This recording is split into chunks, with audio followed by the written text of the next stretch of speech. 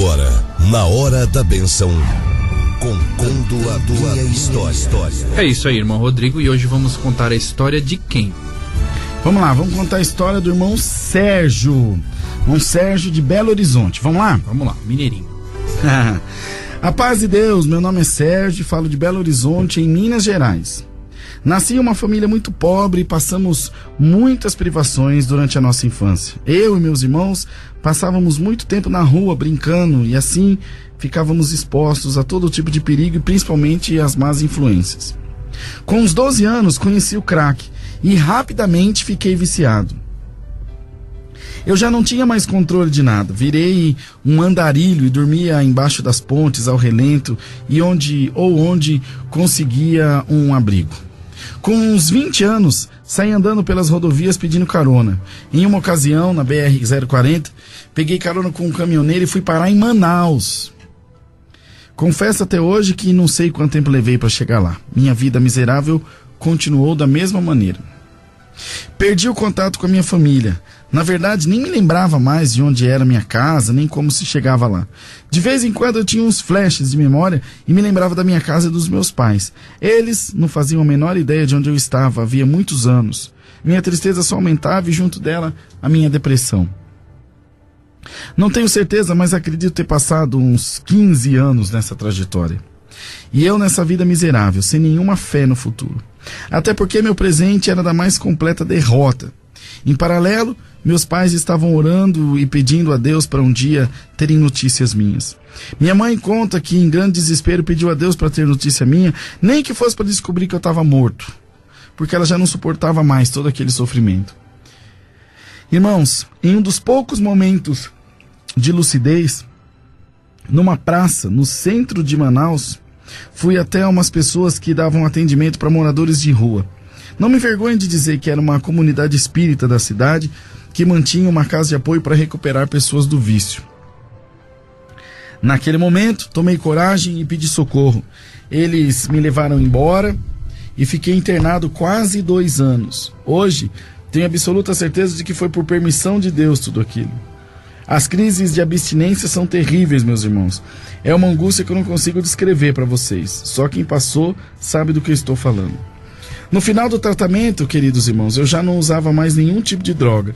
Nem cigarro eu fumava mais. Na clínica, havia reuniões espíritas e confesso que poucas vezes eu participei. Eles também nunca me cobraram nada. Sempre diziam que não estava ali para impor nenhum tipo de religião, e sim resgatar vidas das drogas. Bem, deu certo. Eu estava limpo, graças a Deus. Logo eles me empregaram na clínica e fiquei morando e trabalhando lá. Passaram-se mais 3 anos assim, até que decidi voltar para Belo Horizonte e procurar a minha família. Irmãos, Deus é Deus. Cheguei em Belo Horizonte um sábado perto das 18 horas. Deus é minha testemunha de que eu não me lembrava mais de onde era a minha casa e nem contato nenhum da minha família eu tinha. A única coisa que não se apagou da minha memória era a imagem da minha mãe com um véu na cabeça, ajoelhada na beira da cama dela e do meu pai. Saí da rodoviária sem destino. Depois, decidi procurar uma pensão para poder passar a noite. Não tinha a menor noção de onde procurar meus pais. Andando pela cidade, passei em frente a uma igreja e estava tocando um louvor, na verdade, um hino. Não tinha a menor noção, irmãos, mas quando eu ouvi o hino, era aquele hino 4. Grandioso és tu.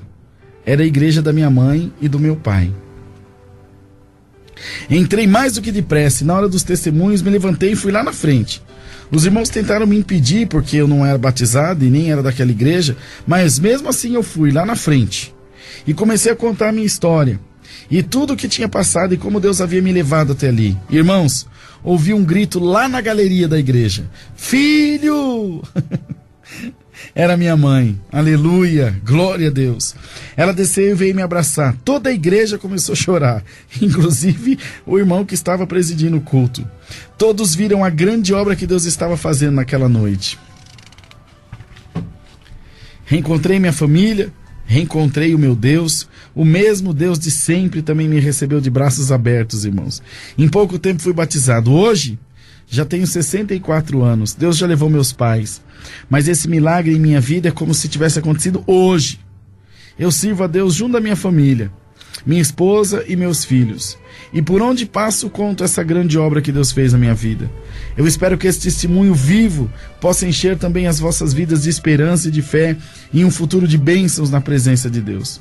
Ouço a rádio pelo aplicativo aqui em BH e assim que for para São Paulo quero congregar com vocês, se Deus quiser. Deus abençoe grandemente a vida dos irmãos e faça essa programação aumentar cada vez mais. Deus seja sempre louvado. Amém.